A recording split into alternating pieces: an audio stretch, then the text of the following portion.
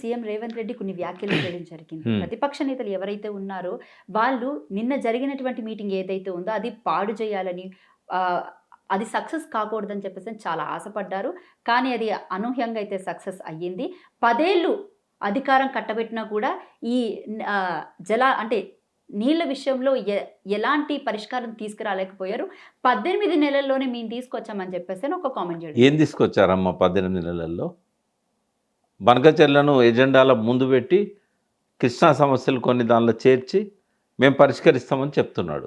సరే, బనకచెర్లను సపరేట్ చేద్దాం, దాన్ని ఎజెండాలకు వెళ్ళి తొలగించమని చెప్పి నిన్న కూడా ఆయనే అన్నాడు దాని మీద ఏం మాట్లాడలేదని. కానీ లోపల మాట్లాడిండు.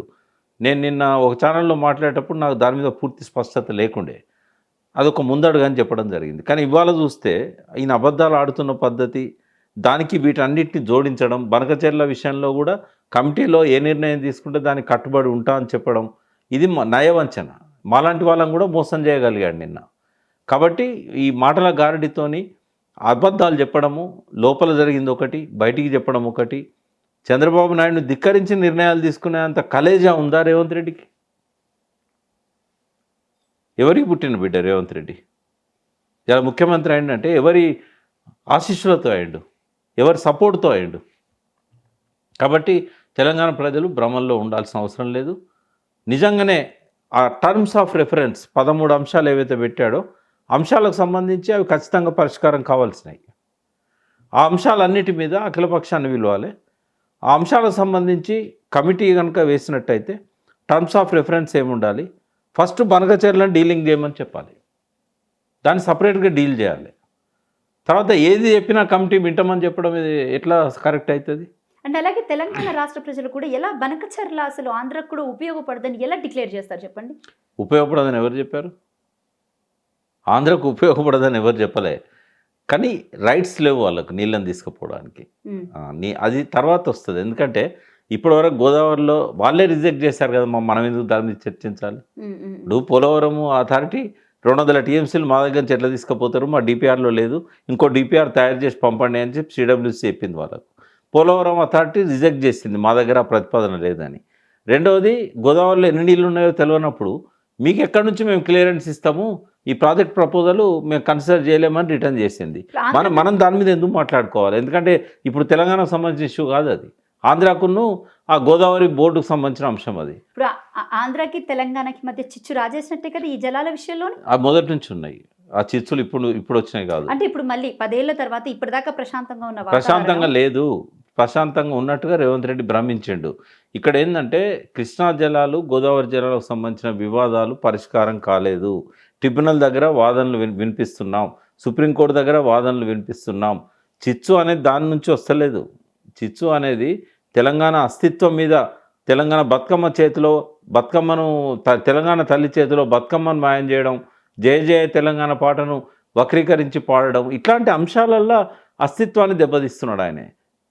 ఇప్పుడు ఆంధ్రాకు సంబంధించిన ఇష్యూస్ అనేటివి మనం టేకప్ చేసి వాళ్ళకు పరిష్కారం చేయడం ఎక్కడదమ్మా? బనకచెర్ల గురించి కమిటీలు ఎందుకు పెట్టాలి? దాన్ని సపరేట్గా డీల్ చేయాలి. అది గోదావరి బోర్డు దగ్గరకు వచ్చినప్పుడు గోదావరి బోర్డు దగ్గర మన వాదనలు వినిపించాలి. దానికి కమిటీకి సంబంధం ఏంది? మనకు సంబంధించిన అంశమే కాదు అది.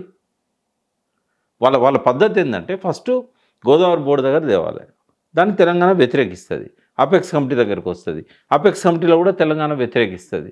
వ్యతిరేకించిన తర్వాత మాకు మెజారిటీ ఉందని చెప్పి ఆంధ్ర అండ్ జలశక్తి శాఖ కలిసి, ఒకవేళ బీజేపీ కూడా దానికి మద్దతు ఇచ్చినట్టయితే వాళ్ళు అప్పుడు దాని మీద ఎక్సర్సైజ్ చేస్తారు. ఇక్కడ సిడబ్ల్యూసీ ఏం చెప్తుంది? గోదావరిలో మిగులు జలాలు లేవని చెప్తుంది. ఎక్కడి నుంచి తీసుకుపోతారు బనకచెర్లకు? ఒక నాన్ ఇష్యూని తీసుకొచ్చి మన ఇష్యూస్తో కలపడం వల్ల ప్రయోజనం లేదు తెలంగాణకి. తెలంగాణ అస్తిత్వం దెబ్బతింటున్న పద్ధతి వేరు, తెలంగాణ ప్రయోజనాలకు హాని కలుగుతున్న ప్రయోజనం ఈ వాటర్ సంబంధించింది వేరు. ఇది మొదటి నుంచి ఆ జల వివాదాలు కొనసాగుతూనే ఉన్నాయి. ఎన్నడూ కూడా ఆంధ్ర ముఖ్యమంత్రులు మనకు సహకరించలేదు. ఇలా వాళ్ళిద్దరు ఒక్కటి కాబట్టి వాళ్ళు ఏదో షో చేస్తున్నారు. ఇప్పుడు దీనివల్ల ఆంధ్ర ప్రజలకు, అంటే తెలంగాణలో ఉన్నటువంటి ఆంధ్ర వాళ్ళకి ఎఫెక్ట్ అయ్యే ఛాన్స్ ఉంటుంది? ఎందుకు ఉంటుందమ్మా? ఉండదు. అంటే తెర మీదకి ఈ వివాదం కూడా లేదు. నేనేమంటున్నా, మనం ఇది ఆంధ్ర తెలంగాణ ఇష్యూగా ఈ వాటర్ని చూడకూడదు. ఇదేంటంటే వాళ్ళ స్వార్థ ప్రయోజనాల కోసం జలవనరులను దోపిడీ చేస్తున్నారు కాబట్టి ఎక్కడో ఒకడ ఫుల్ స్టాప్ పెట్టాలని అడుగుతున్నాం. ఒకవేళ ఇప్పుడు అఖిలపక్షం పెట్టి ఆ టెక్నికల్ కమిటీ తెలంగాణ సైడ్ నుంచి రిటైర్డ్ ఇంజనీర్స్ను కూడా ఇన్వాల్వ్ చేసి అఖిలపక్షం నిర్ణయించిన మేరకు టర్మ్స్ ఆఫ్ రెఫరెన్స్ ఉండి దీని టైం బౌండ్ లోపల ఇవన్నీ పరిష్కరిస్తాం అనుకున్నప్పుడు కొంత ప్రయోజనం మనకు కలుగుతుంది. కానీ బనకచెర్లను తీసుకొచ్చి పెట్టడం, వాళ్ళు చెప్పిన దానికి మేము కట్టుబడి ఉంటాం అనడం, ఇదంతా ఎవరిచ్చారు అధికారం రేవంత్ రెడ్డికి? రేపు వాళ్ళు ఇచ్చిన ఆ కమిటీ ఉమ్మడి కమిటీ, ఆంధ్ర తెలంగాణ ఇంజనీర్లు కలిసి ఉంటారు. నీకు ఆదిత్యనాథ్ దాస్ గారిని తీసుకొచ్చి నువ్వు ఇక్కడ అడ్వైజర్గా పెట్టి ఆ కమిటీ న్యాయం చేస్తుందని మనం ఎట్లా భావించాలి? అందులో కేంద్ర ప్రభుత్వం లేదు, ఆ కమిటీలో లేనప్పుడు ఎట్లా మనం నమ్ముతాం దాన్ని?